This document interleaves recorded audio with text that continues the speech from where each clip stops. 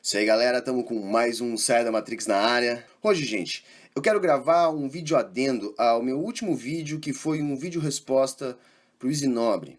Eu sei que a galera gosta bastante desse tipo de vídeo, e eu sei que tem bastante gente que gostaria que eu fizesse esse tipo de vídeo, que gostou bastante daquele vídeo.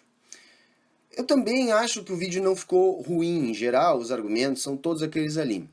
Mas eu preciso fazer algumas ponderações, porque aquele tipo de vídeo, na forma como ele é feito, ele é sempre sujeito a esse tipo de erro que eu cometi ali. Que tipo de erro que eu estou falando? Como é que eu fiz aquele vídeo?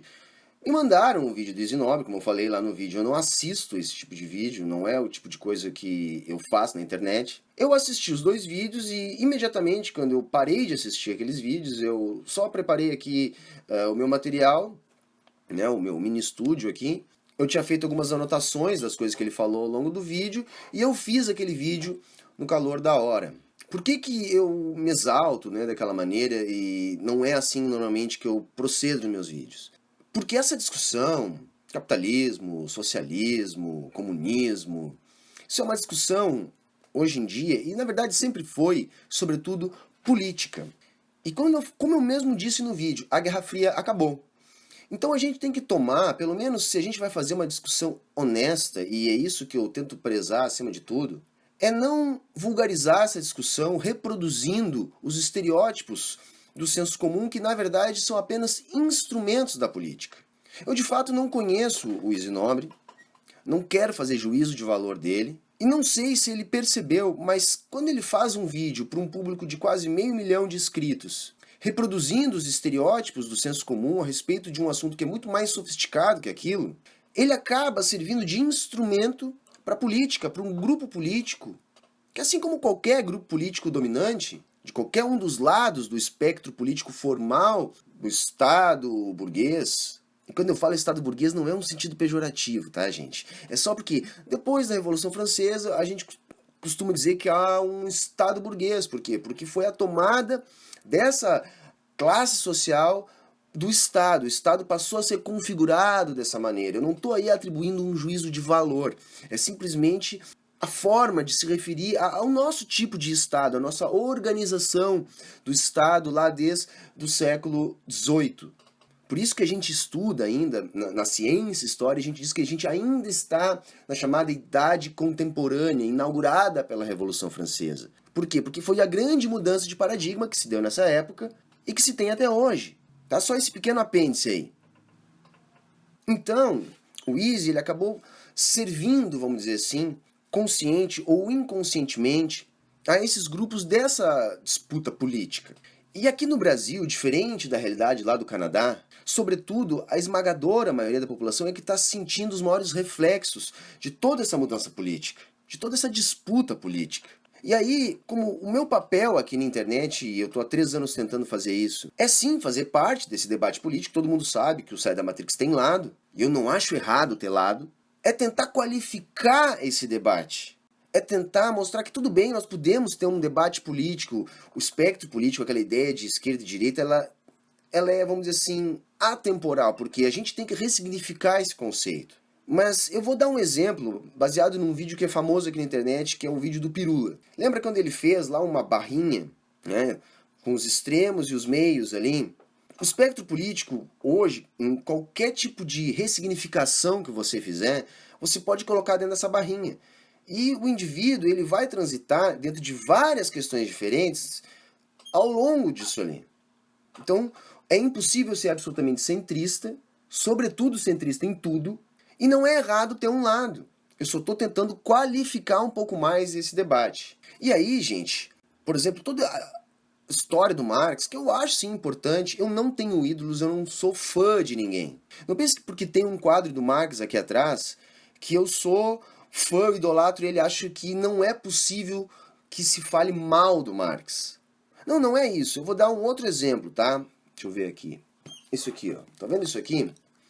Esse cara aqui que escreveu esse manual, o Samuelson, é um cara que fez uma crítica que eu acho até maldosa, eu diria, sobre lá o comunismo. Mas, ao mesmo tempo, no estudo da economia liberal burguesa, ele é um cara que tem grandes contribuições. E é um cara que eu tive que estudar bastante Não ele, mas esse manual, por exemplo, estruturado por ele, por mais um outro cara, que se eu não fizesse isso, eu não conseguiria entender o mundo, né, a economia capitalista, como eu busco tentar entender. Então, por isso que o debate é mais sofisticado. Por que o Marx foi jogado para a sociologia, como um dos pais fundadores da sociologia, ou como um dos pilares da sociologia? Ora, porque a economia, enquanto ciência, sobretudo desde Marshall, se transformou num estudo da economia capitalista. Então, os pesquisadores, os economistas passaram a se dedicar a encontrar determinações cada vez mais concretas a respeito da produção e da circulação de mercadorias no sistema de economia de mercado. E aí tem muitas contribuições. O que Marx fez foi um estudo, sobretudo em economia, a economia capitalista. Mas ao invés de se aprofundar nas determinações da produção e da circulação, embora ele tenha feito um estudo tão longo e tão amplo que engloba tudo isso, ele acabou aprofundando mais na categoria que ele julgou central, que é o capital. Então, ele busca determinações mais concretas do capital. E a economia moderna, ela não nega essas determinações.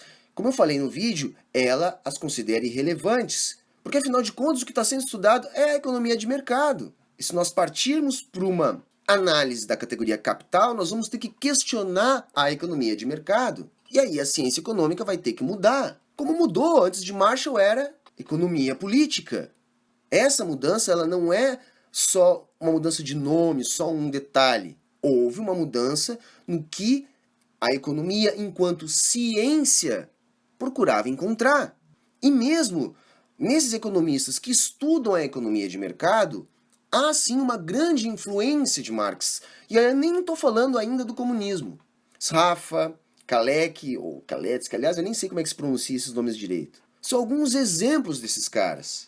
E aí, por isso que eu me exalto quando eu me deparo com esse tipo de coisa. Eu havia visto um vídeo do Easy Nobre antes desses dois sobre os comunistins. E foi um vídeo onde ele falava sobre Bitcoin. Eu estudei já algumas coisas sobre Bitcoin, já fiz vídeos sobre Bitcoin. Moeda é a coisa que eu mais estudo em economia. E eu até achei que ele não falou tanta bobagem. Eu pensei, um cara que tem um layout de quem faz vídeo de gameplay ou de cultura pop, de variedades em geral, eu achei até que ele não falou tanta bobagem. Eu discordei de algumas coisas daquele vídeo dele. Também é normal discordar, né?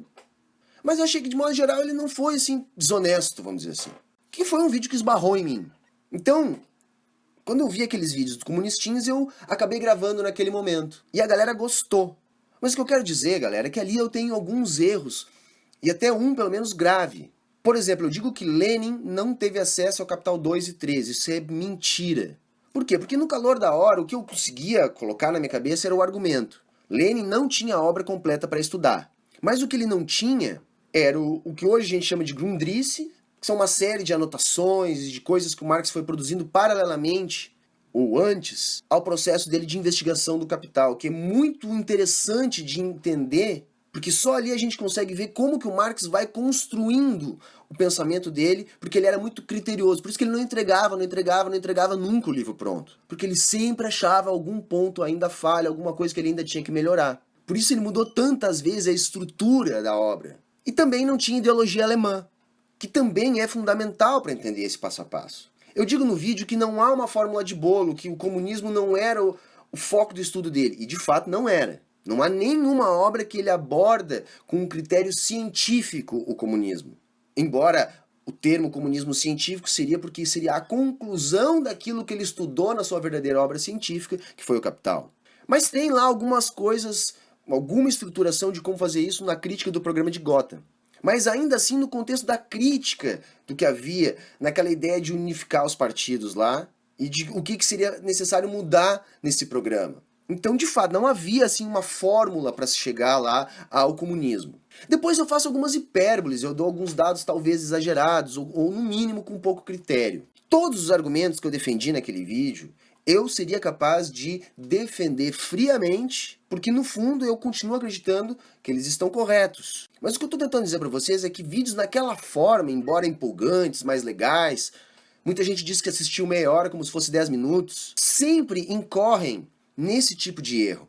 Tá ok, galera? Então assim, ó, tudo bem, a gente tem que fazer esse tipo de vídeo, porque senão o canal não cresce. É a linguagem que atrai público no YouTube e não adianta a gente ficar falando um assunto bacana, teoria bacana, buscando honestidade no que tá falando sem público, sem visualizações. Então, tudo bem, eu vou fazer de vez em quando esses vídeos. Mesmo nesse tipo de vídeo eu vou tentar ter um pouco mais de critério na maneira que eu falo as coisas, mas jamais vou deixar de fazer os vídeos que eu gosto de fazer, aqueles vídeos que envolvem bastante leitura, que eu faço um roteiro, que eu demoro, que eu penso, porque eu acho que é essa pegada que eu quero forçar aqui no canal e quero criar um público para esse tipo de vídeo. Quanto à treta lá com o Easy, eu não quero fazer juízo de valor do cara, o cara veio aqui no meu canal e fez um comentário bem humilde, mas ao mesmo tempo fez uma série de comentários completamente opostos lá no Twitter.